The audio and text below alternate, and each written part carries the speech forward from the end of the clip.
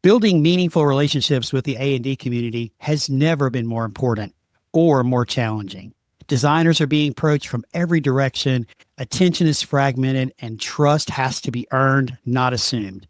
Today's conversation is about cutting through the noise, showing up with intention, and building relationships that actually last. We'd like to thank our presenting sponsors, Avanto, services and software that streamline how you operate, and the Collaborative Network, a platform where leaders in the contract interiors industry unite. Is your team overloaded? Avanto helps teams save time and money by using AI to handle daily work from order management and AP processing to task handling without adding headcount. It works inside the tools you already use, with no new dashboards to manage. Go to goavanto.com to see how we can run your daily operations. Welcome back, or welcome to the Trend Report, your inside look at the people, products, and ideas shaping the future of workplace design. I'm your host, Sid Meadows, and I'm really glad that you joined me for today's conversation. My guest today is Krystal Lucero, a senior interior designer at Edward Mulhausen in Austin, Texas.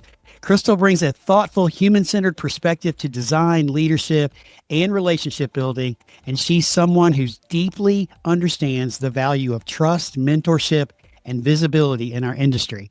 And she's a bucket list guest for me. Welcome, Krystal. How are you? It's great to have you. I'm doing well. I didn't realize I was on your bucket list. I'm honored. Thank you for having me here. Well, yeah, so we actually met in 2020, I think, on this little talking app called Clubhouse. And there were lots of conversations about our industry that I was hosting, Amanda Snyder was hosting, and you showed up to a few of them. And we got to know each other. And then we actually only met in person last year at NeoCon, correct? Correct. And I knew you right away. We just ran up to each other like I guess we have known each other for 5 years at that point. Old friends who've never met. We were internet friends. Just don't tell our moms. Exactly. Can't meet your best friends on the internet, but we do now. Yeah, but Clubhouse was great, right? Clubhouse was great during that time. I was pregnant. It was, COVID, and it was just such a great platform that I looked forward to getting on to daily. It's still around, by the way. It's just not near as popular as it used to be. Obviously, during 2020 and 2021, there was a reason why it was really so popular. We had a lot of free time on our hand, I think, and everybody working from home. But I mean, it's still there. I still go on it. I go on it now and talk about podcasting with my podcast friends, but I do miss it. We had some really fun conversations back then. It was a great way to bring our community together, I think. We did. And I guess people are using maybe LinkedIn a little bit more for that kind of platform and that connection, maybe? Actually, LinkedIn stopped their audio. They no longer have their audio rooms. Yeah, they don't do it anymore. Okay. It's a hard thing. There's another app called Chatter. I've been on a few times, but I don't have the bandwidth for it all. I got to do it early in the morning or I'm not doing it all. I'm just too busy doing other things. That makes sense. Well, I'm glad that Clubhouse brought us together. Me too. And I will say that, like, when I meet people, whether it's virtually or in person, and I hear their story, I hear a little bit about them, or I listen to them on other people's podcasts. I've listened to you on Doug Shapiro's podcast, Love What You Do at JSI, and previously on Imagine a Place. And so I'm like, okay, she's on my list of people I'm going to get on this show. So yes, you've been on my bucket list, and I'm glad you're here today.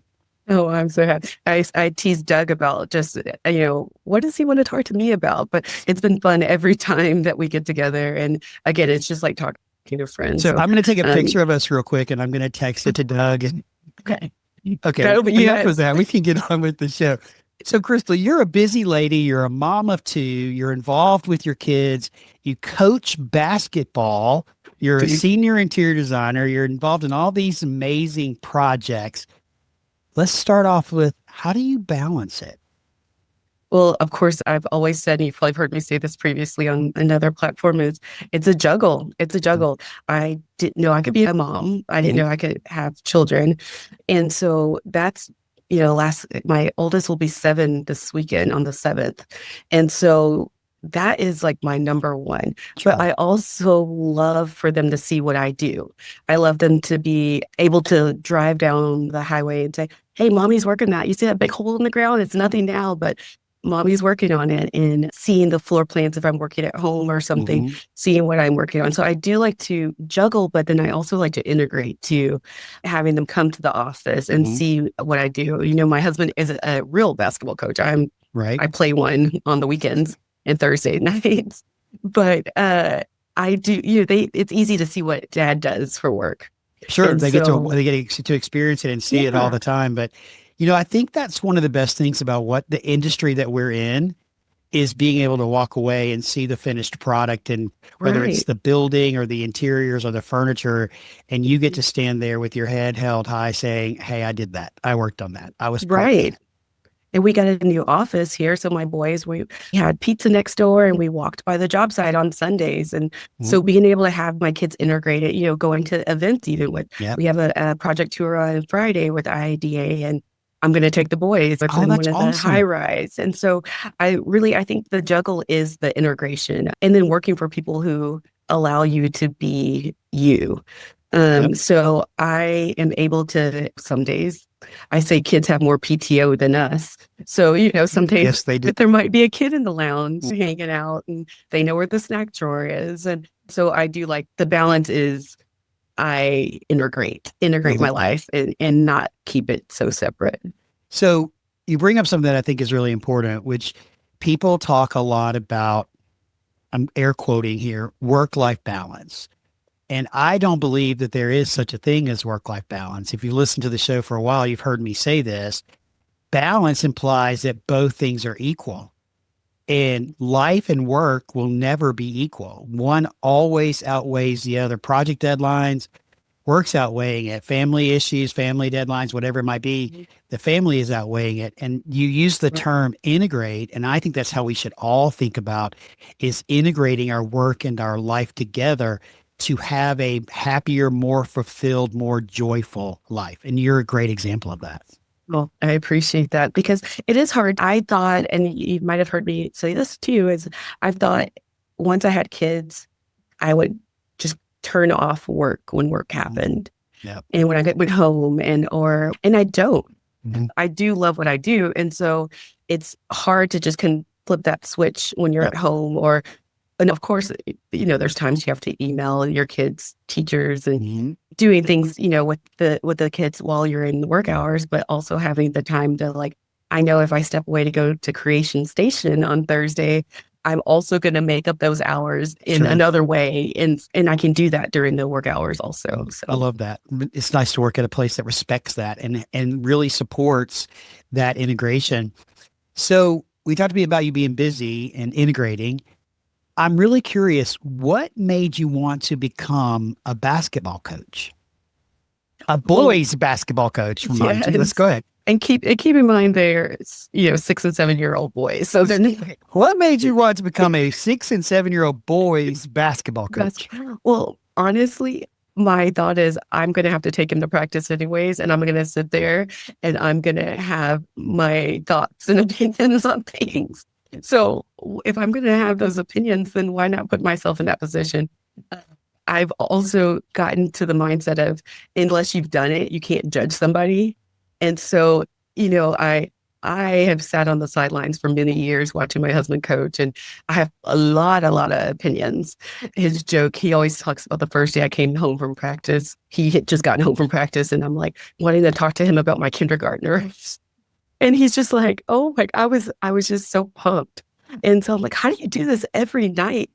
I come home after and my brain, I project manage our team. The WhatsApp, I have practice plans. I put thought into this, putting it together, but I love the sport. I met my husband through basketball. It's been a part of my life since I can remember. And so having the opportunity to coach my little has been fun, and to get to meet his little buddies too. Oh, that's great. They're fun. Yeah. That's fun. So what do you think coaching basketball has taught you about leadership, communication, or patience? That's exactly what it's taught me. Patience. It's taught me patience. And then it is kind of managing that. I'm going to say herding cats, managing the herd of cats, and then seeing stuff click to them, and seeing their light bulbs go off, and of course, there's always a few kids here and there that are there because they have to be. Sometimes it's my kid. Sometimes that's my kid. But and also having my son be proud that I'm his coach too. He has one practice. I had Robert help me at practice, and he's like, "Well, mom's the coach. Like, why are you here, Dad?" Robert is dad. Robert is yes, your husband? Robert's Okay. dad. Yeah, Robert's dad. So he's like, "Why is Dad here?" And so I'm like, "Oh, well, he's just going to help us today." But he's very proud to have me as the coach. So it's definitely taught me patience and learning how to work in a little bit of a chaos. Yeah. I mean, you could correlate that directly to our industry and to projects because there is a chaos point that happens within our world, right? Unfortunately, I think too many chaoses. So let's talk a little bit about your journey. You went to school down in Southeast Texas, in what we call the Piney Woods area, which is East Texas at Stephen F. Austin State University, which is where my daughter went, and Axum Jax. And so what was the lure? What was it that said, I want to be an interior designer? Well, it's funny because I always like to talk about, like, I am the unicorn in this sense of I only picked SFA to go to. SFA was the only school I applied to. I only started in interior design. I didn't change my major ever. And I am 20 years later, I'm still here. Wow. So it was around the time all of those HGTV shows came on. I always thought I wanted to be an architect, and not just the language we knew, right? We knew architecture, worked on spaces and buildings. And so I had always been a kind of a crafty kid and just tinkering, and I made my Barbies houses and, do all these things, right? Cut up socks and fashion, so any kind of design. I was the kid that was all over the place doing those things. And so whenever I talked to my parents about wanting to be an interior designer after seeing the HGTV show, and they said, "Oh, it's interior design," I was like, "Oh, that's something. Like, it's not architecture, it's interiors." I talked to my parents, and they told me that their classmate, Sally Ann Swearingen, was in SFA teaching interior design. Oh. And that was probably my junior year of high school.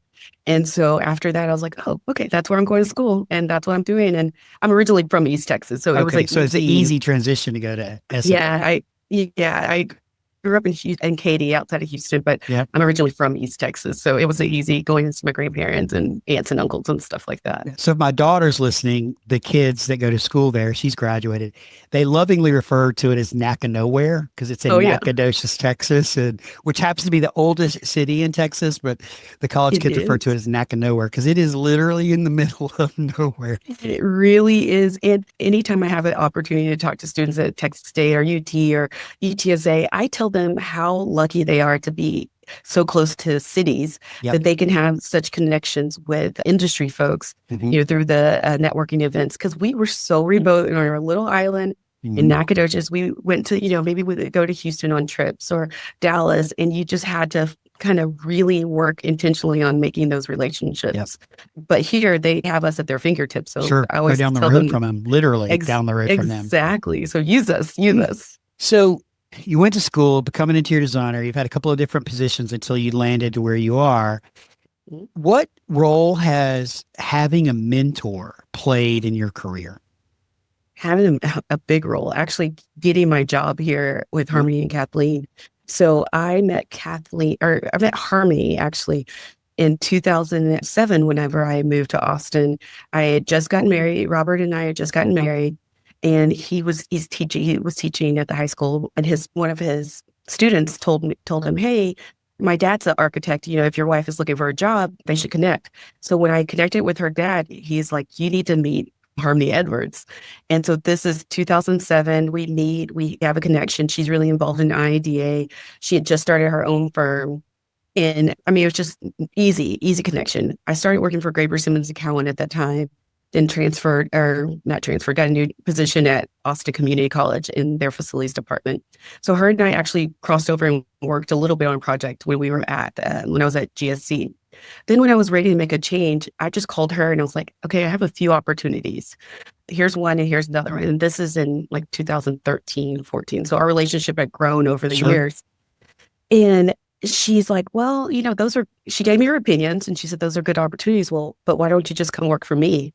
And that was like, "Oh, okay." It was the easiest. I mean, and that's, 12 plus years ago now. Wow. And it was the easiest transition because, Sure. again, she had been my mentor for all these years, not ever even thinking about me being one of her employees, Right. And we still to this day have like a very open and honest relationship. So it was just That's fun. awesome. Yeah. Seeing that grow. And of course I have mentors. I have people I reach out to like Cheryl Durst. I have all these people that I have access to that I'm able to connect with. And it's Sure. amazing how open and honest they are with me. Well, that's what a mentor's supposed to do, right? To be open and honest. And you really, when you think about a mentor, you're looking for someone who's walked a similar path that you want to walk so they can share their experiences, not necessarily tell you what to do, but at least share what their experience was with it in order for you to make an educated decision. So Right. You're like a rising little rock star in the interior design community. You're getting involved in more and more things. You're, involved with IIDA locally, but I believe you're also involved nationally as well. So what's that journey been like? Oh, the IIDA Foundation is one of my favorite boards to be part of. So it's been a lot of fun being able to be part of it locally and then kind of growing again that whole mentorship thing. Mm-hmm. Honestly, with my relationship with Cheryl Durst, it's more of seeing her as a representation. Like for a long time, I had decided I'm not going to be involved in IIDA. I'm not going to do it. Mm-hmm. It's it's just a group that I didn't think I was going to be part of, right. or that I fit or I belonged in. And then once I got hooked, mm-hmm. I saw her in the leadership role she's in, and I was like, oh, okay, there is a way for me. There is somebody who looks like me and that I can reach out to and I can look up to, that I can have this relationship with. So the foundation, again, has, we give away money, is what I say. Yeah. I was like, we get to raise money and give away money, and it's fun to see students. I've known a few of the students that have gotten $10,000 scholarships, and they can't believe that they got selected, but they put the work in. And it's nice to be part of those groups that give back to our industry. So Cheryl is an icon in our industry. And I'm going to do this parallel, but I cannot for the life of me think of this lady's name. She's not this way, but who is the lady Meryl Streep plays in Devil Wears Prada? What's her name?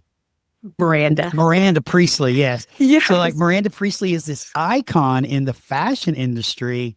That's Cheryl Durst. She's an icon in our industry and has led IIDA for decades. And I think it's just fantastic that she's helping and giving back, and you're doing part of that. And as you continue your rise, and I'm excited to watch your rise into stardom in the furniture interior design world, you've also started writing. Yes. So you are officially a columnist for Office Insights magazine. So that makes us colleagues because I write for their other magazine called Viewpoint. So we're actually colleagues, writing colleagues. What's that journey been like for you? I connected to one of my English teacher from high school, and I haven't sent it to him yet, but I do want to send it to him because I never thought this would be part of my journey. Yeah. Maria with OFS, she was a columnist for a while, and she was ready to kind of give up the reins a little bit. And she tapped me and tapped Rob to make that connection. And it was like, again, what will I say? How can I share? But then I realized that if I don't share, well, who else will? And if people see somebody who looks like me and who has and I'm going to say unique, but has a point of view that maybe isn't the same as theirs, putting their thoughts together, it's always a win. So again, sharing on the podcast has been natural because I can talk. I can talk easily. So being able to put your words on paper and seeing them come together, it's pretty awesome. It was fun. I've only done one column. So, I mean, I'm at that thing. I'm like, can I call myself a writer yet? Yes, you can. Yes, you can. Okay. So we will be sure to drop a link to the Office Insights magazine. You do have to subscribe to it. We'll drop a link. If you're not following Krystal on LinkedIn, be sure you're following her over there where she talks about her article. But becoming a journalist, it is a journey in finding your voice. And I can't tell you how many rewrites I've done of things and just this doesn't sound good. But you said something that is so very important. that is exactly why I write, exactly why I do this podcast. If I don't share, who is going to? If you don't use your voice, who's going to share your ideas? Who's going to share your perspectives? And our industry needs more voices. We need more voices of people to stand up and talk about different topics and different things in order to help move our industry forward. So kudos to you for doing that. Thank you. Thank you. I thank you for doing what you're doing too. Again, I've been a fan of you for 5 years. So it's been great. So I appreciate you. It's being on the journey of being a podcaster is like totally crazy. I just would have never, 7 years ago when we started this thing, I would have never thought we'd be here today. I believe this is episode 175. I'm like, what the heck? Who would have thought that I would have had 175 episodes, 90% of them interviewing people? But, I love to talk. And as I say to the listeners and anybody that I am encountering with, you don't have to agree with me. In fact, I'd prefer that you don't agree with me.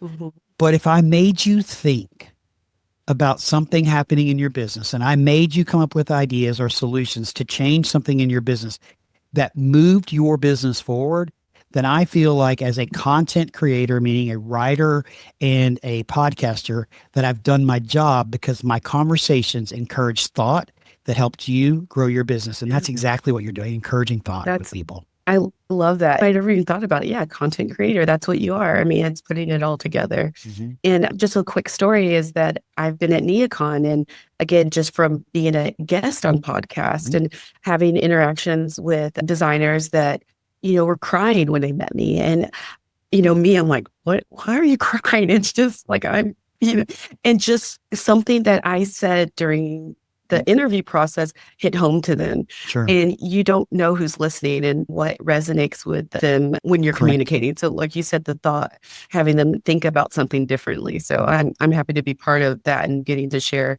things that I've been part of here. Well, I'm excited to follow your journey of writing, and I've listened to the other podcasts you've been on, and maybe one day you'll have your own podcast. Who knows, right? Maybe you could be my guest. Mic. I know. I do love when you and Doug, you know who he had? He interviewed Design Matters. Why can't I think of her first name? But the Design Matters podcast host. He interviewed I'm not her. familiar with that podcast, but okay. Oh, I'm going to send it to you. But she, I love hearing podcasters interview other podcasters. Mm-hmm. Yeah. It is fun to hear you guys interact and kind of have that banter, having that podcast banter. It's its own little clique over here of us podcasters. And, we understand what it means to be behind the mic. So I'm okay with, people interviewing me. And, we've got a big episode coming up in 25 weeks, basically, which is episode 200.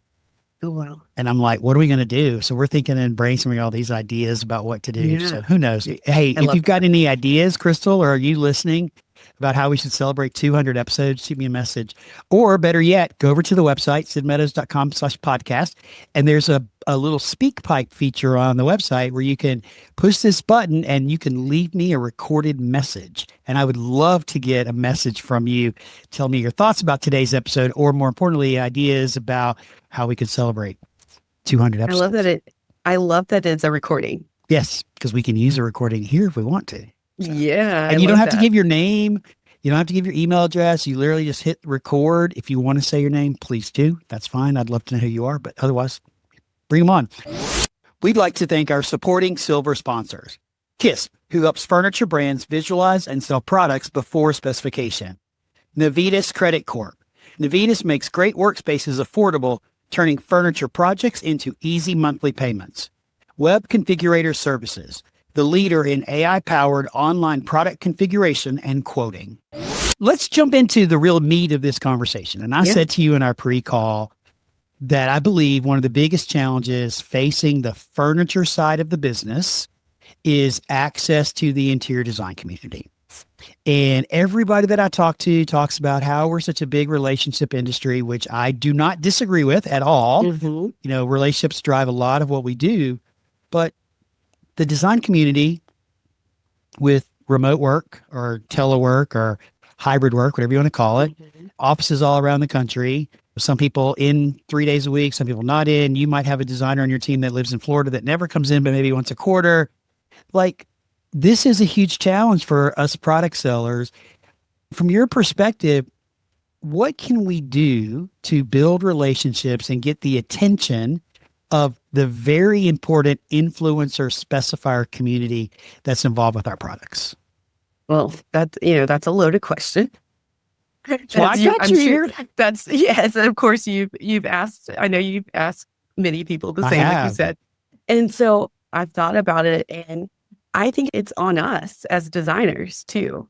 So it's on us to want to use you guys as a resource, and for you all to be a resource in a partnership. Okay. So the thing I'm thinking about is whenever I know that you're going to be responsive. So I have a specification that I'm trying to work through, and I'm, looking at the website, and then there's a few parts and pieces and things that I'm not sure about.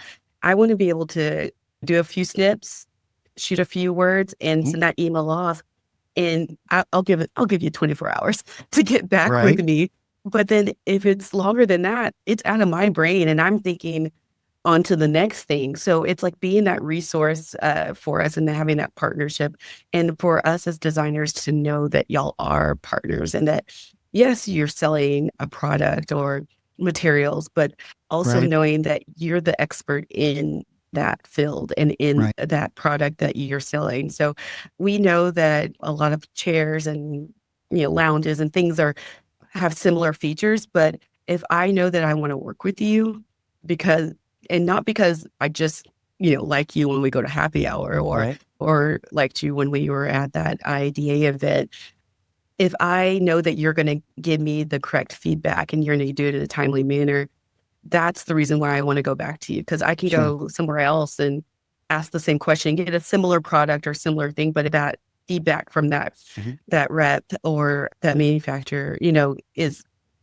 quickly and accurate. Because that's another thing. I've had projects where you have this little tiny specification that they get wrong, and then why would I use you on my big projects if I know that you can't specify 3 file cabinets correctly? So I think also knowing for us as interior designers, you guys are in everybody's offices.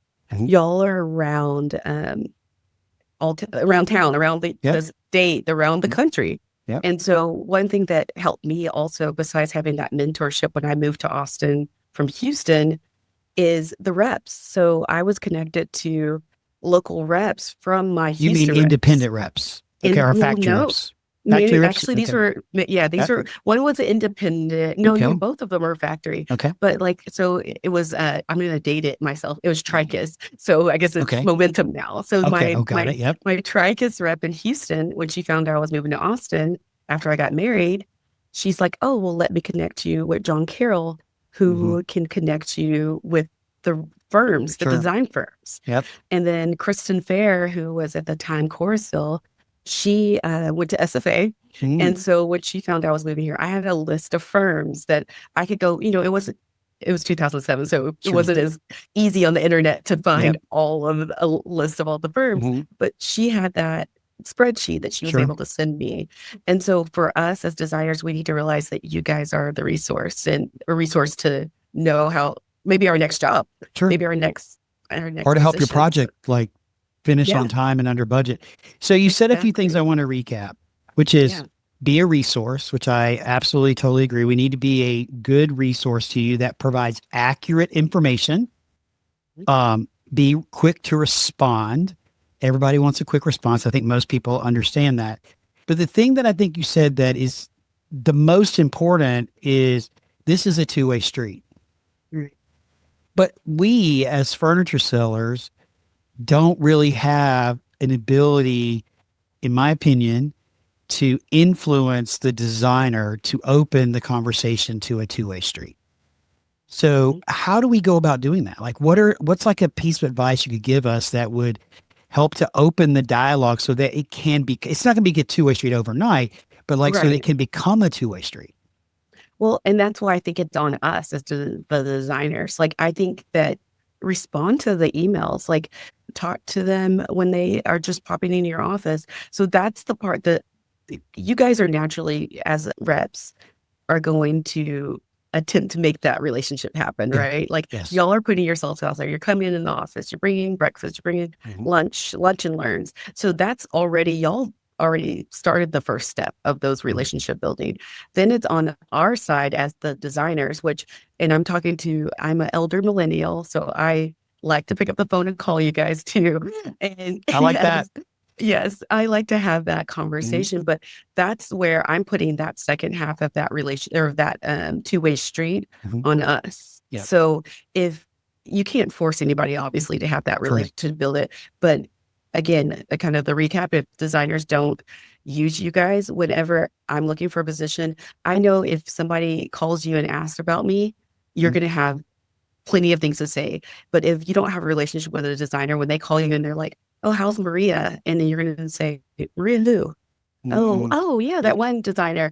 I've had a little interaction with her. I'm not sure, So I think that they need to realize that y'all have a bigger hold than we utilize. And, even my bosses, they will reach out to reps and people to ask about other designers whenever they're hiring. So know that that relationship is full circle, not just them, reaching out to us. We have to do the other way. I mean, it's such an important group for us to be able to get in front of. And I think everybody listening understands that building relationships takes time. Right. So if you immediately go for the jugular and start selling at the IIDA Christmas party, you're probably not going to be invited to come back. But you got to to the sellers, you got to be strategic. You got to create a relationship, whether that's through, social media, whether it's Instagram or LinkedIn. You've got to create conversation with each other. You just don't whether it's send an email, "Hey, it was great to meet you."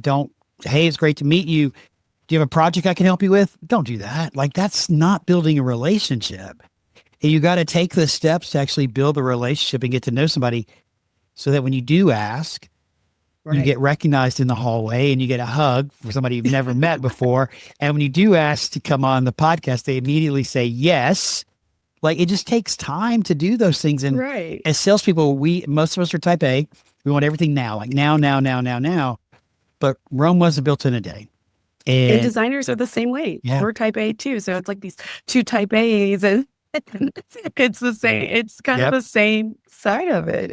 And like I said, even if you hear about the way I built my relationship with Harmony, that was multiple years of relationship before. Now, I mean, I couldn't imagine where I would have been if I wasn't here. For 12 years, I've been at the same firm, and at this time, you can probably contest to this. There's not very many designers who've stayed at the same firm for such a long time. Salespeople change too. Yeah. Oh, exactly. And so I think that, it does take time. I think that's a big part of it, but also just being a resource, knowing that when you come into my firm, we're higher ed healthcare. There's our primary. We do a little bit of corporate. But if you bring all this hospitality, upholstery, or furniture types or things, and I'm like, well, they didn't do their research. They have no idea what we do. So that's not a resource if you're just going to come and just because that's what you have new, or know that we have this healthcare project coming up. And I know you'll have a lot of leads and things that you can kind of, use that as your tools. And say, "Hey, Krystal, I know that y'all are working on the Austin Convention Center, doing the furniture. Okay, these are some of the new things that we have available that would accommodate those spaces." Or that's so good. That's so good. I'm going to tell you, if you're listening to this episode, hit the back button twice. Listen to what she said. They do education, healthcare, and a little bit of corporate. Don't bring her stuff to show her or talk to her about that is irrelevant to the projects that their firm works on. Do your research. Know who you're calling on, because you don't want to bring in hospitality fabrics to talk to a designer that does healthcare. Right. Or is doing, education. It's completely different. So, I mean, that is gold right there. We've got to do our part and realize that building the relationship is going to take time, and then do our best. Right. And and then also, we talk about that networking thing, and from IIDA, ASID, or whatever you're part of. And when you're volunteering for those positions, and you're a rep, because sometimes we have heavy rep years, in those volunteer, but because that's how you start to learn. If you're going to volunteer and you're going to work with a designer, you're going to have to be on top of your stuff as a volunteer too, because we see that as like, oh, well, whenever they were supposed to show up on time to volunteer for this position, they didn't do it. They didn't do it, or they had maybe a bad attitude or something, because the relationships can go south too, especially with volunteer. I've seen that some of those things happen. Well, that's a door that I hadn't thought about as a way to get to know the design community, is be an active member of IIDA or ASID, or whatever might be in your area, right? Be an active member, volunteer. Don't just show up to meetings and then or try just to money. Yeah. Just volunteer, be part of the organization and do things. And when you show up, be sure that you're actually there volunteering and not selling, right? I mean, that's yes. So what role does thought leadership have in this conversation? I mean, we talked about that a minute ago. You're writing, I'm podcasting, I'm writing, that I'm posting on social media. That's thought leadership. In your mind, as a designer who is an ideal target for the sellers that are listening to this podcast, what role does thought leadership play in this for you? I mean, I think it plays a big role in the sense of visibility. I would say visibility. Like if I go on LinkedIn, I'm going to see you, I'm going to see Maria from OFS, and I'm going to see Doug, JSI. Like I see that you guys are consistently posting and putting things out there and sharing your content. So if it's visible, like we were saying, we're type A, but then we're also on to the next one. I send that message, I'm on to the next thing. But if I continue to see your things, I realize that, oh, you know what? JSI does have some good products. And I like Doug. I like Maria. I love OFS product, but I really like Maria and the MDI team that she works with locally, Sure. So how can I make sure I go to those 3 or 4 rep websites prior to when I'm starting to pull furniture or starting to pull things to look at? So I think it's mostly being in front of it. Even if I don't read everything that Doug or Maria or you write, don't have time. I still I still see you. I see you constantly. And so I think it's easy, because also easier for maybe you. I'm listening to the 3 of you guys because y'all are top of my mind, but I don't know if that's something that every local rep can really put themselves out there in that way. But maybe it's not. They could. Yeah. Maybe it's not. It doesn't have to be on these type of platforms as the podcasting and content creating way. So I think potentially there's a lot of options here, but first off, let me say thank you. I'm really honored to be included with Doug and Maria, and that's like really good company for me. So thank you for including me into that category. But if you're listening, there are ideas here. Hopefully your wheels are turning that you've heard Krystal talk about, obviously volunteering, being part of committees, doing those things. But, thought leadership doesn't mean you got to be on a podcast, doesn't mean you got to do a video on LinkedIn, but you could do a personal, underscore the word personal, weekly, monthly, quarterly newsletter to the designers that you know.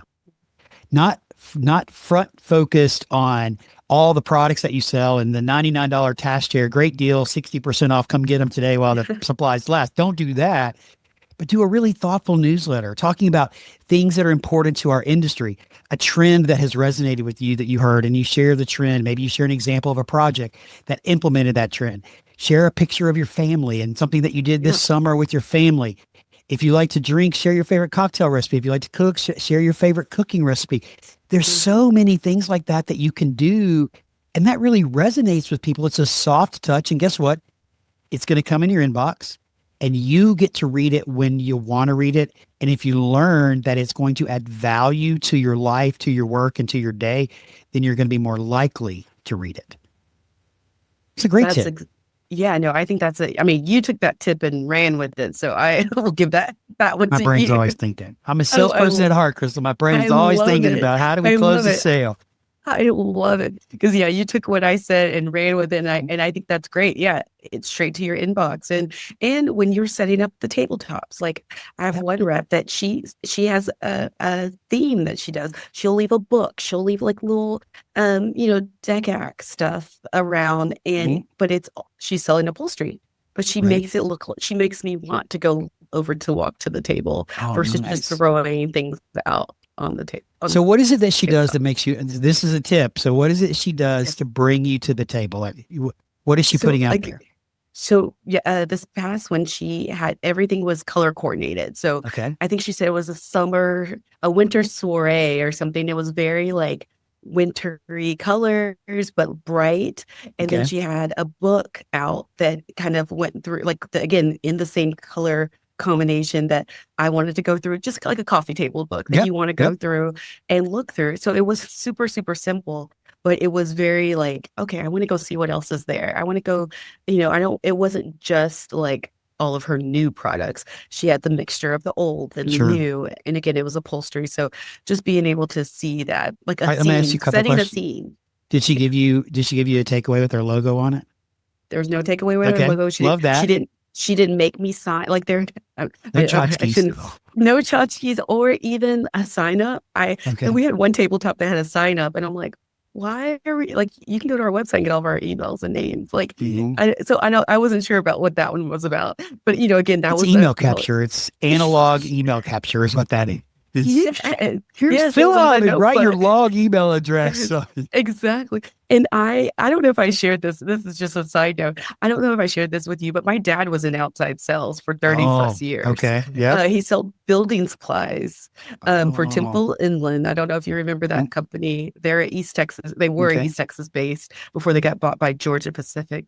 So I was the kid who grew up with the dad with the notebooks and the bind and all the samples, sheetrock samples and siding samples. And so I could always think about the tchotchkes. That's what made me think of when you said tchotchkes. I still have a tape measure for that. So no tchotchkes, no sign up list. Do something that's exciting and bring in. And then I will add to that, don't throw up product feature and benefits to me when I walk up to your table. Right. Don't throw them up. You don't need a full blown pitch.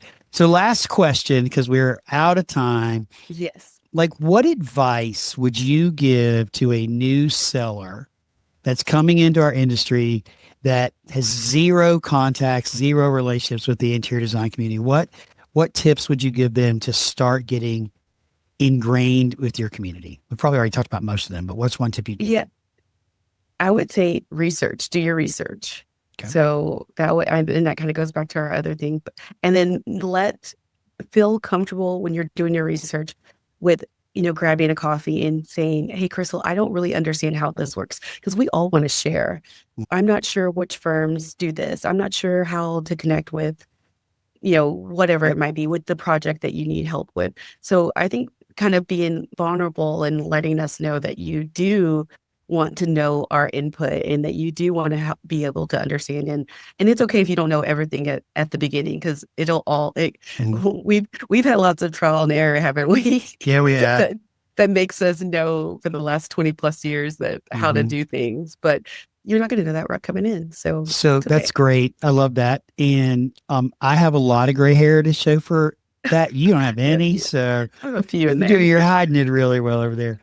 So ask for help was what your message was. Ask for help if you're new or young to the industry, just getting to know, ask for help. And people love to share. People love to help. Okay, I lied. I got one more question. Yes. As an industry, most people look like me. Older, gray-haired, white men. That's just factual. Look around our industry.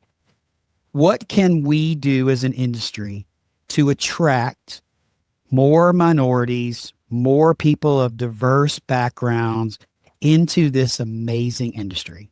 And speak to this question as if you're talking to just one listener. Here's one thing you could do. What can we do?